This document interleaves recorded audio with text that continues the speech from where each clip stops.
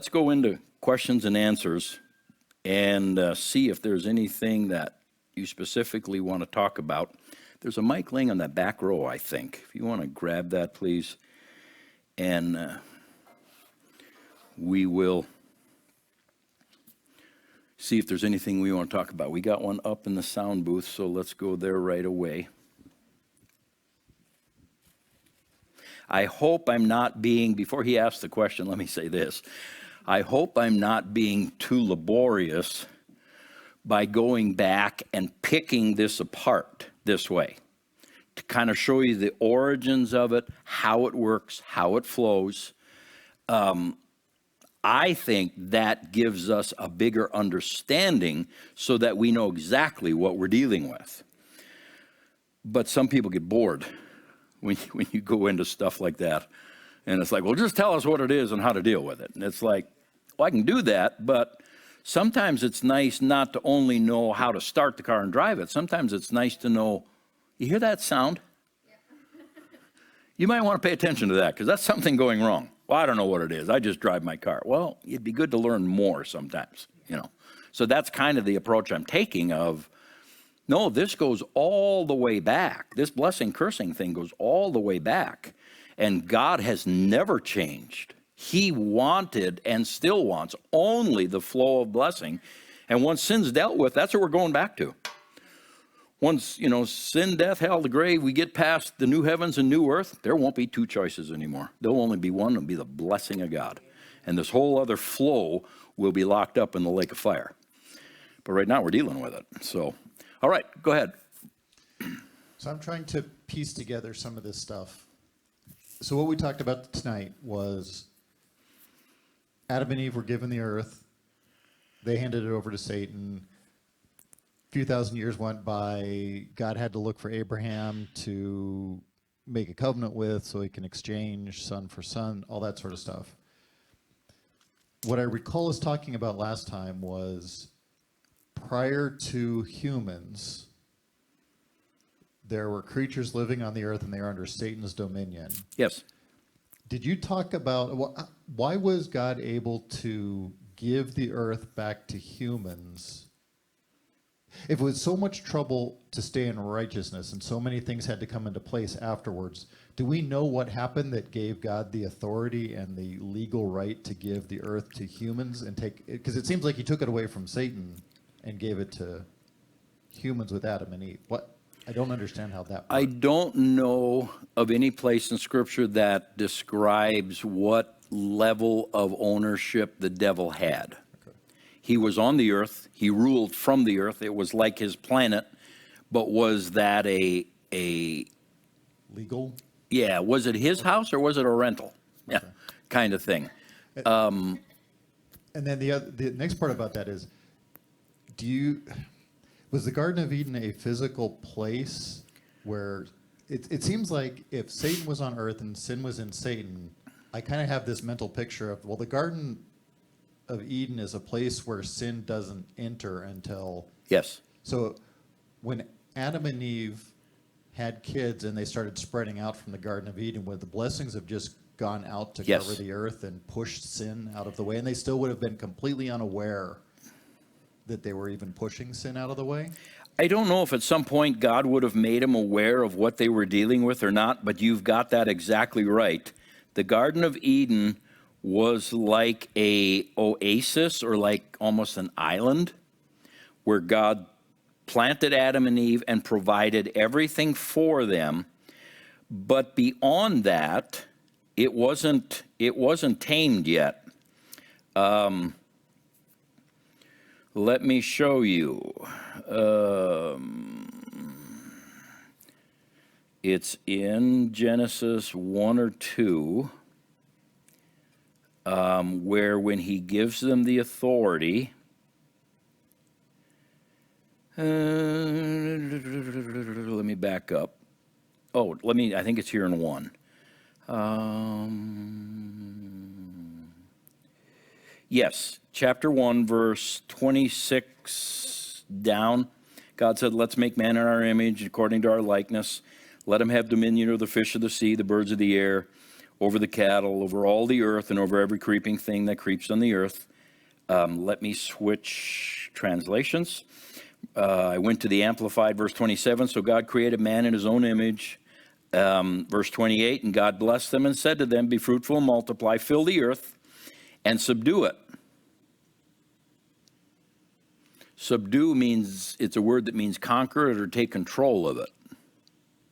Subdue it using all its vast resources in the service of God and man. Well, what were they being used for now? And have dominion over the fish of the sea, the birds of the air, and over every living creature that moves upon the earth. There was depending upon the translation you read, it describes it as you had the Garden of Eden and everything outside of the garden was not subdued or it's described as wild. And it needed to be subdued. So now as Adam and Eve's family would have grown, this influence would have expanded until eventually it would have filled the whole earth. That's my understanding. In that process, at some point, God, I believe, would have explained to him what we're dealing with here and why you have to subdue it and why there's untamed or unsubdued areas of land. Would have got into the fall, would have gotten into Satan, explained the whole thing, and let them understand what they're dealing with, but still wouldn't have put them in the flow of death. Yeah, they wouldn't have experienced it, they'd have just ruled over it. That's my understanding, that's how it was supposed to take place. The second Adam, Jesus, 12 disciples, same pattern, exactly. They didn't have a physical spot of land that was Garden of Eden, but he invested everything into a small group of people, 12 disciples and a group of believers. And from there, that was to spread and subdue the whole world. Same principle, same concept. So my understanding is at some point he'd have filled them in, what we're dealing with, but through in other words, that's good, Holy Spirit, I like that. Let me take what you just asked and apply it to a principle we said earlier. Adam and Eve, if they would not have sinned, they wouldn't have had to go around chasing demons, but they would have conquered them by living in the blessing. See the concept? And we as Christians don't have to go around chasing demons. We just need to see what we're supposed to be living in and demand it to happen. And if something kicks its head up, do the old whack-em thing and smack them. Remember the whack-em game? Something sticks its head up, smack it, deal with it. But I'm not going to walk around my whole Christian life looking for what's going to stick its head up next. I'm looking for the blessing of God to manifest in my life. And if it's not manifesting in something, then I need to deal with that. The same way Adam and Eve wouldn't have walked around looking for evil and sin. They wouldn't have understood what it was. They wouldn't have known it if they'd have seen it in its face. They didn't know evil. But yet, if they would have lived in obedience to God, they would have subdued the earth and filled it, and evil would have been squelched out. Same concept, same principle. But didn't go quite that way. Anybody else have a question or a thought you want to throw in? I have a question. Go for it. This might be silly. Do you know, I don't know, why was there even an option to choose to eat the fruit? Does that make sense? Yeah. Why was that an option within the Garden of Eden?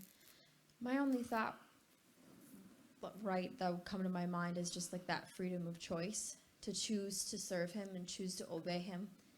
That would be my only thought. But I was here's my understanding on it. Okay, before Lucifer fell, we just had one flow: the flow of God, His will, blessings, everything, life, all good. Okay.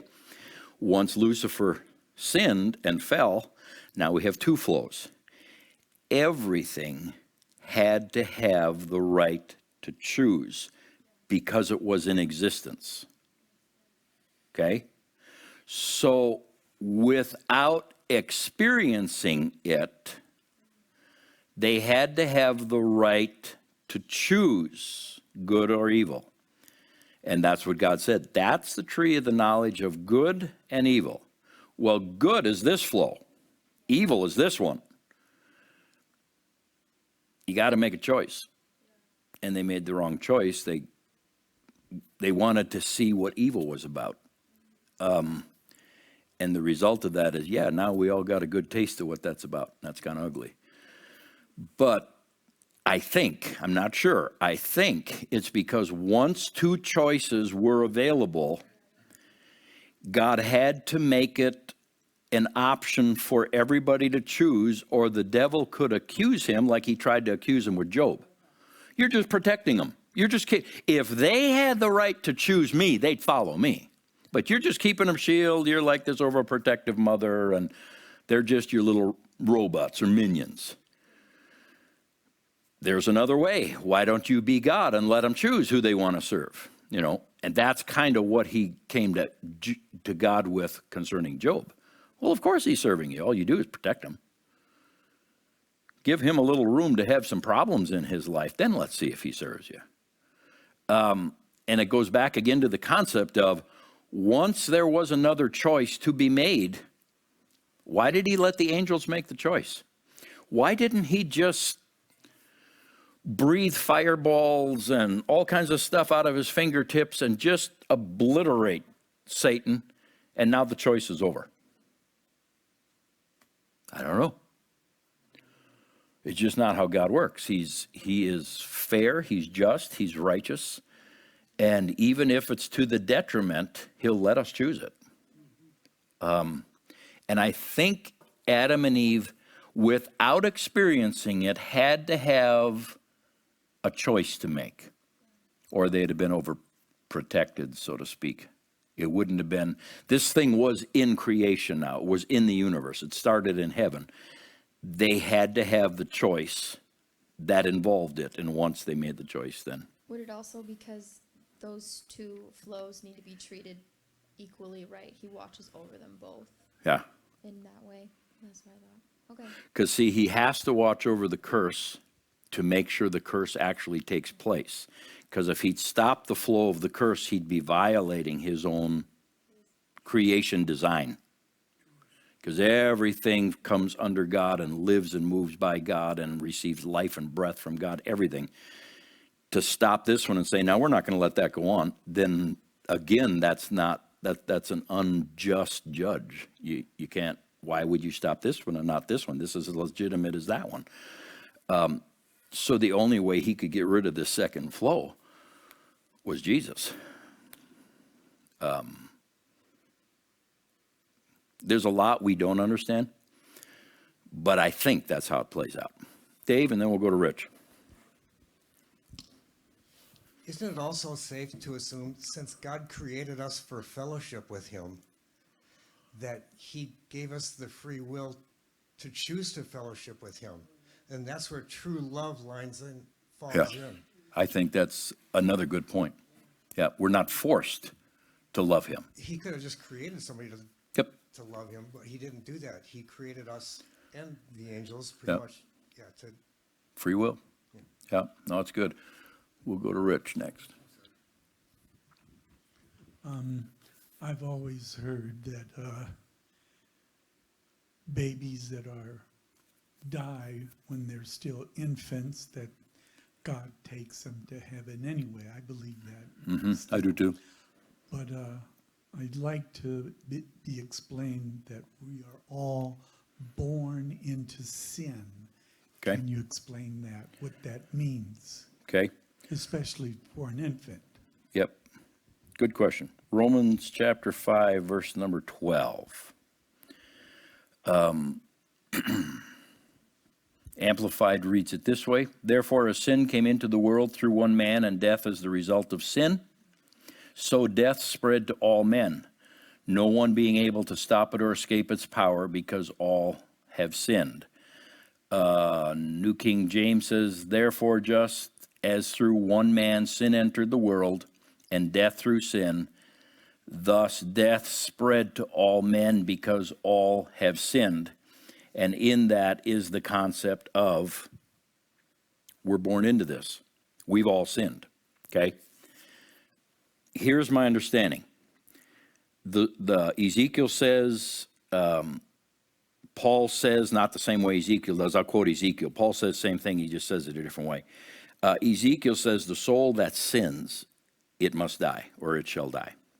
And the only way it can get out of that is a substitute death, which that's what Jesus did. He substituted for us, gave us his life, he took our death. But once you sin, now you're subject to the second death. You're subject to a phrase that a lot of people don't like, but I don't know how else to say it. You're subject to spiritual death. Physical death isn't the big issue to God. It's the spirit being separated from him forever. It doesn't cease to exist, but it gets separated and goes with the God it served. That's spiritual death, the second death, okay? Until that baby comes to the point of realization of right and wrong and makes the choice, it's innocent. It has not sinned. It does not have to die for its sin because it has not sinned. The soul that sins shall die. So there is a period of time, and I don't know how long that goes. Depends upon the intelligence of the child and so forth, but we've all heard in that 2-year-old range, once you can explain to them, like one of our children was just mesmerized with the plant that had the big pot full of dirt, big plant. They love to play in that dirt. Spread it, okay? Once we got it, they were old enough, we could get it across to them, because they did it from the time they crawled. They'd crawl over the plant and grab it and stand up there and shaking, throwing the dirt. Well, you can try, they're not there yet. You can try correcting them and they're not going to get it. You try to, no, you can't do that, this, just like talking to the wall. But there comes a point they cross where they go over to that plant and they throw it, and you come up to them and you say, honey, no. You might even slap their hand a little bit, no. And you leave, and you watch them peeking around the corner, and they're sitting there with the big lip, And once you're gone, the lip goes away. They look around, they get up, they walk over to the plant. Once they do this,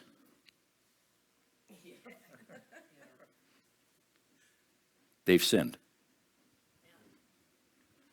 Because now they know what they're doing is wrong. Now they've sinned. Now they don't have the understanding of life and death and Jesus on the cross and everything. But they have the Adam and Eve understanding.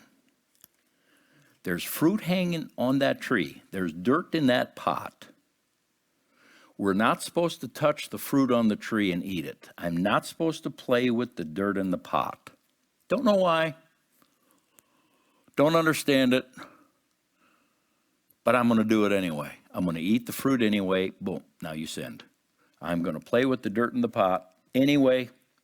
And I'm hoping I'm not going to get caught. That's when you know they know better. The conscience has kicked in. Once they're looking around to see if anybody's watching, now they know. Now they sinned. So every time you ask them to do something and they intentionally reason it out and decide not to, now they've sinned. So now they're a sinner. But if they're at that point, then you can sit down and explain to them. And they don't have to be much older than that to receive Jesus. Finally introduce Yep. them to Jesus. Yep. Yeah, one of our children received Jesus, I believe, when he was a 3-year-old. And you can go to the Jesus side. But, and I disagree with abortion. I believe it's murder and all this, that, and the other. But I will say this. All these babies are going to heaven. Where if they were being raised by these certain type of parents that I won't describe right now because I might say something I'll regret later. they could be raised to end up going to hell. So I do take counsel in that one thing of, well, go ahead and abort them. It's just loading up to heaven. Now, yeah, it is murder. It's wrong. We shouldn't be doing it. I'm all on that side. But they're innocent. They've never sinned. So there's no reason for them to pay for their sin because they've never sinned. They don't have to die a spiritual death because they've never sinned. So there is a gap of time there. Absolutely. So here now, and see, this is where man gets involved, tradition gets involved, corruption gets involved. You have to get the baby baptized or it'll go, if it dies, it goes to hell. Where'd that come from? Oh, I know that's what, I know they're the ones who do it and a few others. But I mean, scripturally speaking, where did that come? That's not in scripture. There is no such thing as baby baptism in scripture because the whole concept of baby baptism is we're born into sin. Absolutely, we are born into sin, but we're not born sinners. You can be placed in water, but that doesn't make you water. Follow the concept? You can be a car in a garage, but that doesn't make the car a garage. We are born into a body that is fallen. It will crave sin. It wants sin. It desires sin. We are placed into a sinful container. We're born into sin. But until we get to the age where we can make the choice, we're not sinners. There's a realm of time there. And then there's also the age of accountability that comes into this too, which makes a difference on things also. But my personal opinion, you know the age of accountability thing, where you've got a baby who's here, no accountability for itself at all. It doesn't understand anything. So the parents are fully accountable. Then as the baby grows and gets older, it starts understanding some things and accepts Jesus, and you're at 6, 7, 8 years old. Well, is that baby or is that child fully accountable for its life at that point? Absolutely. Can't understand everything. So it's growing, and the parent's accountability becomes less and the child's becomes more. There's a crossover point. The Jews called that crossover point what? Age of accountability, bar mitzvah, bar mitzvah. That's the celebration. It's when the child goes through puberty. And there is something that happens at puberty that changes that precious little child into something different. And there's an accountability thing that takes place. And now the parent's accountability is still there, but it's actually growing less than the child's. And according to what God told Moses, if that still stands, the child becomes fully accountable for itself at what age? It can drink at 21. No, I'm not just kidding. Go to the army at 18, drink at 21. You know, Moses, he told after they rebelled and God said, I'm done. You've tempted me 10 times. You're not going into the promised land. All the children that you said would die if we take them in are going to be the ones I take in. So everybody this age and under is going to live, and everybody this age and over is going to die in the wilderness. What was that age? 20.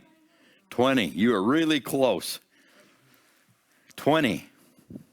So at 20, from God's perspective, we are far enough along, we become fully accountable for our choices and actions. Anything under than that, we're not totally there yet. There were some 19-year-olds that lived when their parents all died 40 years in the wilderness. They lived and had the choice later to go in the promised land. The point he put as children or adults was age 20. So you've got this crossover point where the child becomes fully accountable. Now, this is a personal belief. I don't have any scripture for this, so don't go preaching it. But before the X crosses here, you know, you got the baby coming up, age 13, parents' authority coming down. Before the X crosses, in my opinion, the parents are more accountable for the child than the child is for itself. Okay? On that basis, at least in a Christian home, should that child die, they're in heaven. Because the parents are saved. And I think that's part of what Paul talks about when he's talking about marriage and divorce and so forth. And he tells the Christian wife and the Christian husband, if the unbeliever is pleased to live with you, don't get rid of them, because the family will be saved through that person. I think that's part of it is here. The child that's back here before 13, I think there's no question. You say, but they're 10 years old. They're pretty rebellious. Yeah, but if the parents are living for God, they carry a realm of authority and accountability the child doesn't. And I believe the child's going to get in, even if they die. Now, in an unbeliever situation, I'm hoping that's the case, up to like age 13, 14, right in that area. That even if they don't know Jesus, they're still not to the point of fully accountable for themselves, so God's going to let them in. I'm hoping. But full accountability comes at 20, from my understanding, something in that area. Full manhood comes at 30. I think that still stands with the Jews. But they were declared to be an adult at 13. That's where they had to start picking what they're going to do for life, begin learning the skills, begin preparing for marriage, for family. The buying the home, having the career, everything in place so that at age 30, when they were officially declared to be a man, they could marry, they were set, which goes along with, remember Kendall Qualls' video? He said we got to get back to the point where manhood is taking a wife, taking care of her, and raising a family. Where'd he get that from? I think he got it from Jewish tradition. You were not considered a man till you were age 30. Then you could take a family. But by that point, you were supposed to have a career, an occupation, and a house ready to take care of a wife and a family. I don't know how we got on that, but it's the progression of things from baby all the way out. You want to ask a question? You can. Oh, Vicky's got it first, so let's let Vicky go. Go, Vicky. All right, this has to do with the blessings for 1,000 generations and the sins Curses. of fathers. Yep. And I know you talked about that some before, about how they come down, but then there's that place of where it can jump, and they have that choice. And they reestablish. Yep. Yeah. So I don't know what I'm trying to say here. I thought I had it all figured out. So if Jesus says they go to the third and fourth generation, but then it comes here, what is he cuts it off, but that it has they have the choice? Okay, my understanding, I'll give you my understanding and see if it answers your question. If it doesn't, we'll take another swat at it. My understanding is once a curse is in place, you've got, let's say it's me who starts a curse, whatever.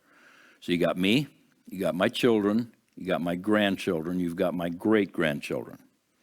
It has the right, the curse will try to ride the vehicle of the generational or sins of the fathers. So what's going to try to establish is my children pick up the same sins. My grandchildren pick up their parents' sins and so forth. That's the vehicle that perpetuates it down. The ones who oversee that and minister in that would be the familiar spirits. Okay? So if I start a curse, but I recognize it, a few years later I recognize it, and I break it. Now there's disagreement on this point, so I'm going to give you both sides.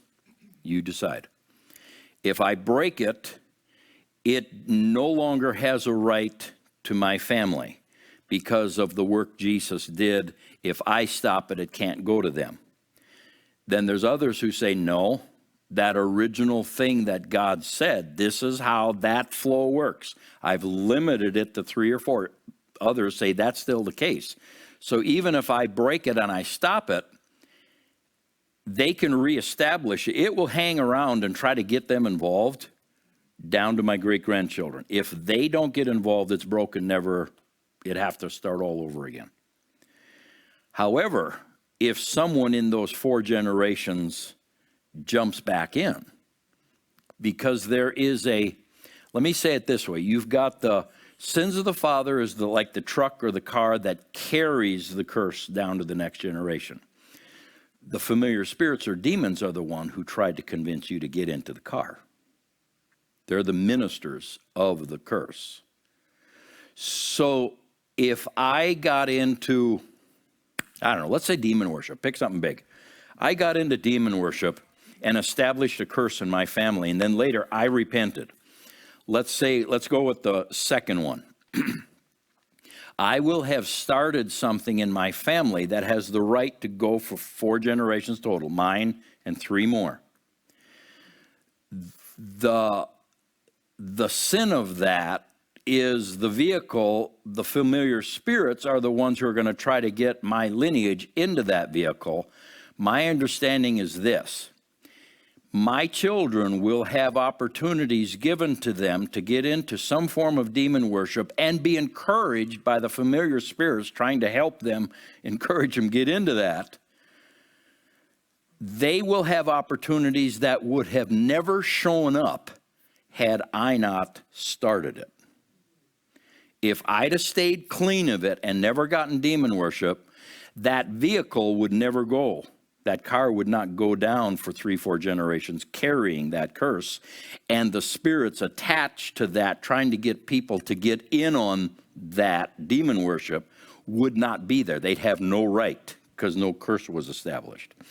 So therefore, what I've done is I've opened something to the generations that now they have to overcome. That didn't have to be there. I messed that up. It's kind of like Adam and Eve messed it up for us. They opened up some things we would never had to deal with.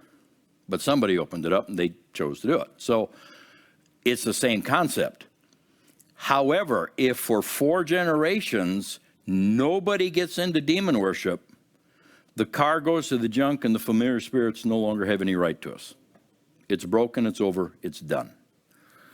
If somebody in that 4 generations goes into demon worship, now it's reestablished in that particular leg, whatever it is. Because remember, as you have children, you got mom and dad, let's say they have 4 children, now you have 4 legs of lineage.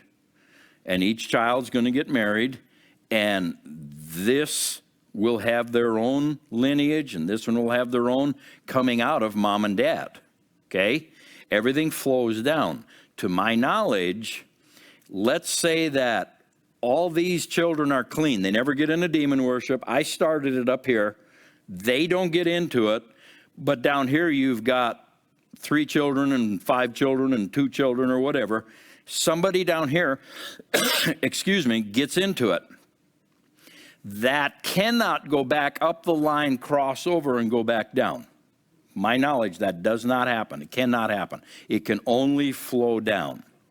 So these 3 would remain clean, even if this one down here got tainted. This whole part of my lineage would remain clean as long as nobody else gets involved. They won't be affected by a grandchild's choice over here to get in Satanism. Well, now it's released back into the whole family. No, it's released into that lineage of that grandchild. Now, if everybody can stay clean for 4 generations, we're good.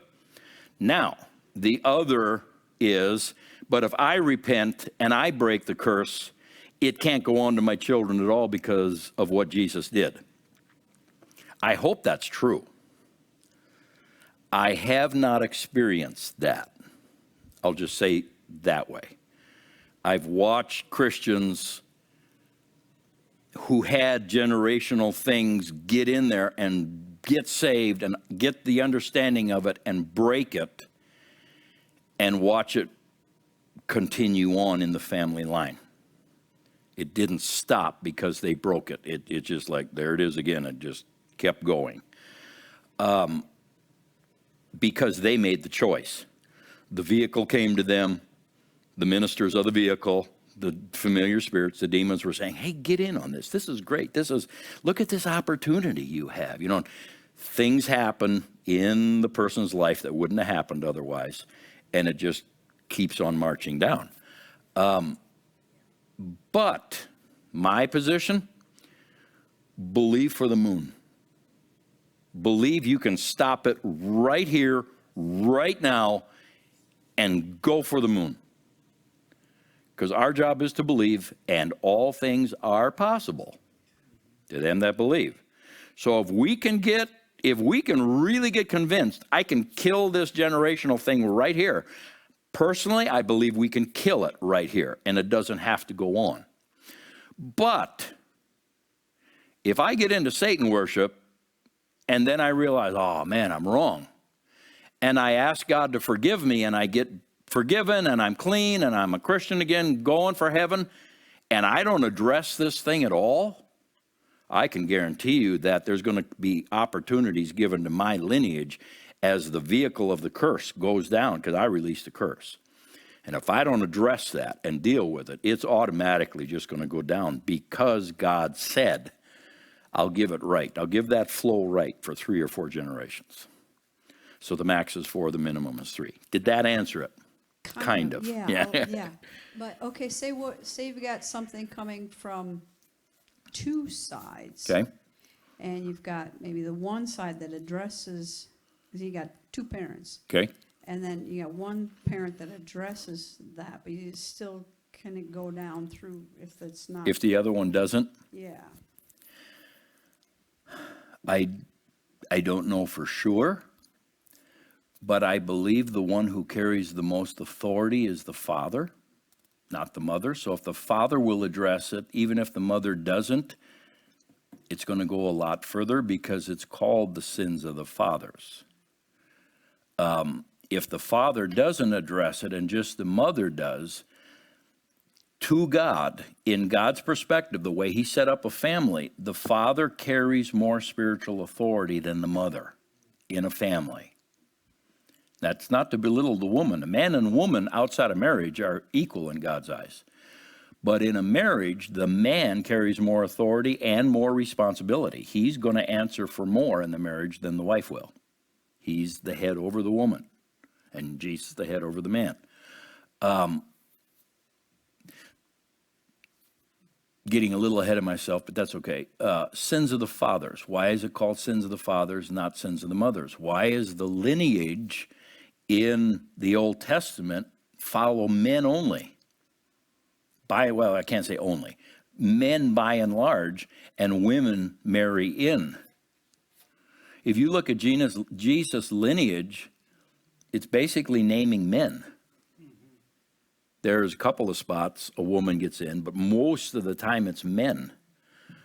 I believe it goes back to the man is supposed to be the head of the union, is why. It's called the sins of the fathers. In other words, if somebody's going to be held accountable here in this union, Dad, it's going to be you. Because you're the one with the most authority, you're the one who's going to be held accountable. So therefore, if there's sin passing down in your lineage, you're going to answer for it first because of the authority. He's being held accountable because of the authority issue. So then this question comes. Well, what if they're divorced? And the man's not on scene? Now, again, I don't know if Scripture addresses this, so I'm going by different experiences that I've heard people have, and they've had.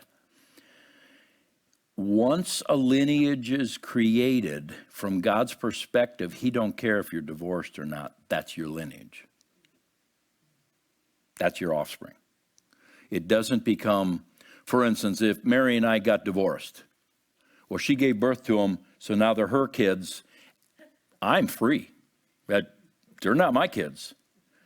Well, according to God, they're as much my kids as her kids, whether I ran off and she had to raise them, whether I disappeared and never saw them again in my lifetime, when we stand before God, they're all our children. Whether we're divorced, live together, made no difference. When we get before God and we answer for our lineage, I will answer with her, unless, of course, she's not there. She went to hell. Or I'm not there. I went to hell and she's there. Then we answer separately, but we're still going to answer. I'm going to have judgment. She's going to have a judgment. It's just not going to be together. It's going to be separate. Whether you even got married or never got married, if both of you go to heaven, when the lineage lines up, you're going to take your spot because you're either mom or dad. You can't get out of that. It's who you are. And it just works its way down the lineage. How do we get on that? Well, We were talking about the sins and how they went down. how they went down. If Oh, it the was fathers and the mothers. Yes. The father carries the most authority scripturally. Yeah. And it started with Adam and Eve because she sinned. So then that set up, and then what came out of that is sin got a hold of that, the curse got a hold of that, and the man started abusing the woman and viewing her as property and everything else. But the authority set up because Timothy explains it, because she was tempted and deceived. The man becomes the authority figure in the marriage family. And so I'm going to stand up for the women now, because sometimes women feel bad, like, well, the women were deceived, we were the weaker ones, so now the man's the head of the family. But Adam sinned too. Women lost the equal status in the marriage, so to speak, when they sinned, and it became the woman comes under the man in authority structure. When the man sinned, both of them lost with God and salvation. Both of them lost eternity when the man sinned. So the woman's sin is really a little thing compared to the man's. God said, well, now we're not going to go equal anymore. The woman's going to have to be subjective under the man. But when the man sinned, it's like, well, now you're all lost. You're going to get kicked out of the Garden of Eden. You're all going to hell without a Savior. So who did the bigger problem here? It was the man. It wasn't the woman. But, I've heard denominations, it's part of their writings, that they say because the woman was deceived, she has to be in subjection, so therefore we do not allow any woman to have any authority in the church whatsoever because the women were deceived. Well, yeah, the woman was deceived, but the man made the willful choice to sin. That ain't better. That's worse, in my opinion. But anyway, that's why I believe it goes down the man's side, because the authority setup that took place. That's why it's called sins of the fathers. Okay, now we'll go to Sally. We're after time, but we're going to try to hit Sally's question here. At this point, I'm not real sure. If you should even ask it. Well, now with what we just talked about, I think it's an amazing thing to see how a woman can influence a man, though, too. Mm-hmm. Absolutely. This is very, very important, how even not just husband and wives, but how a woman can influence her sons. Yep. It's big. Big thing. Yep. Okay, I'm going to try to get this. When Kevin was asking about that, my mind went to the thought of, well, now Satan is the god of this world. That's what they call him now, the god of this world. So Yep. he has a lease. Yep. He has a lease. Yep. So he will be that until that lease is done, right? Yep. Okay. Even though he's already defeated, He's defeated, that's correct. there's Yeah. still an allotment of time. That's right. Yep. But then I was thinking, when God said, let us create man in our image and likeness and so forth. Okay, then the Godhead must have had the ability to choose. Because when Adam and Eve created in that image, when they chose. To make him in that chose. image. What? When they chose to make him in their image? No, God, they chose to make man, and Adam and then Eve. Yep. So then they chose to really listen to the enemy and do that. So now, all of a sudden, they've got a conscience. Now Okay. they know. Yeah. So when you were talking about all that, I'm envisioning this. The Garden of Eden is very nice and everything is good, while everything is okay. Nothing, no sin hasn't come yet. And then you said everything outside of it was wild and Needed subduing. chaotic. Yep. Well, that kind of is how it is now, really. I mean, we have, I don't want to say Garden of Eden, but we have a lot of chaos. And to me, I was thinking about how the conscience, everybody has a conscience. It still follows down. They chose. Even the little people, like you were saying, they have a conscience. They Yep. know. They know. So now we're seeing, then I was thinking about the wheat and the tares. And I thought, we're seeing them grow up right now in front of us.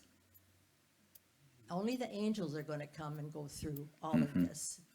But to me, I was thinking, this is where we are at now. A lot That is true. in our timeline. Because you can't tell the two until only the wheat. I guess that the tares have a little black seed. The In seed them. looks different. Yeah. And I thought, now as things are being separated, so there were other things too, I should have, Yeah. I could have had a whole thing of, It all my runs mind- together. Once you see the concept, yeah, it all kind of lines up. It runs together. Yeah. yeah. So it was just very interesting listening to all of this. But I would like to say this with Vicki, what she was saying. It's kind of hard sometimes when you're born and you are the first one to start breaking off the curses that have come down. Oh, yeah. They hit you like a It's- train.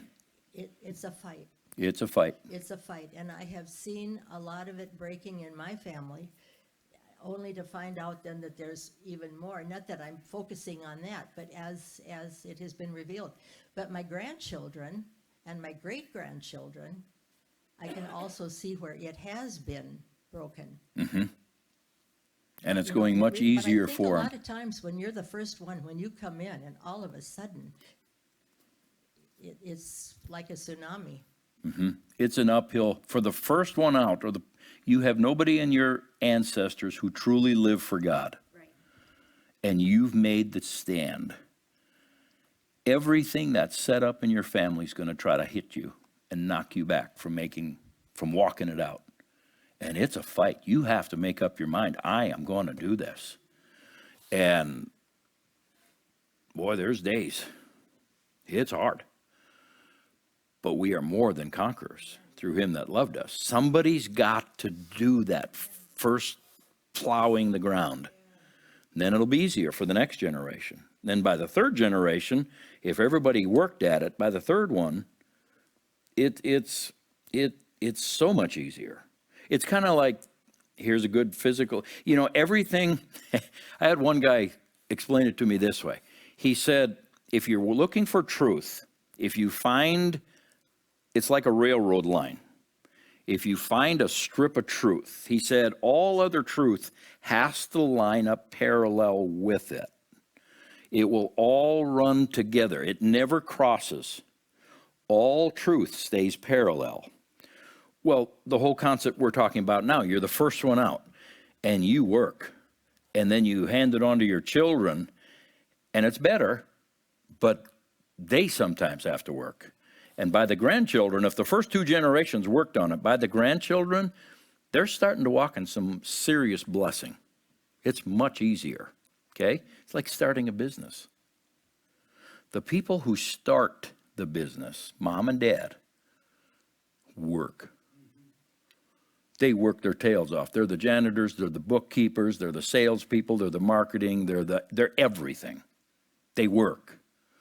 And they build that business and hand it on to the children. Oh, they still work. But we've got some momentum now. We might be able to hire a bookkeeper and a janitor, and we're not doing all of it ourselves anymore.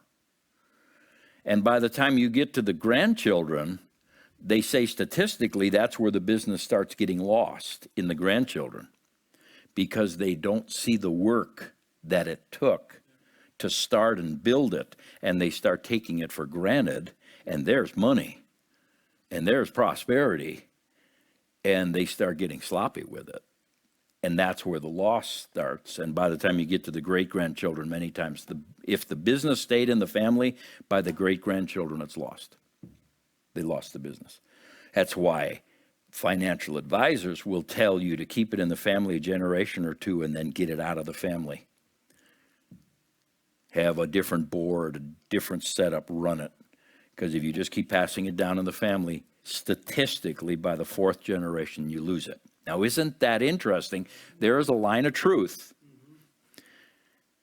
3 or 4 generations.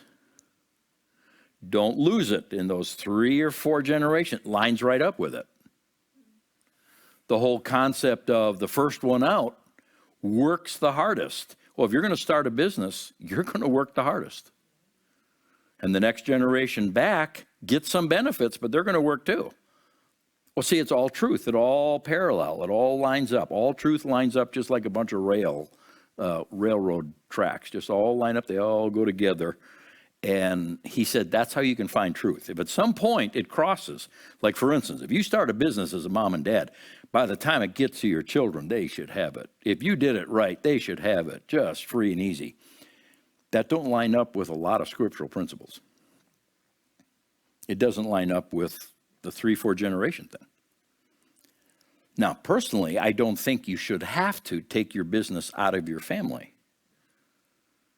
With God, that thing should gain momentum and should be able to go 1,000 generations in the family.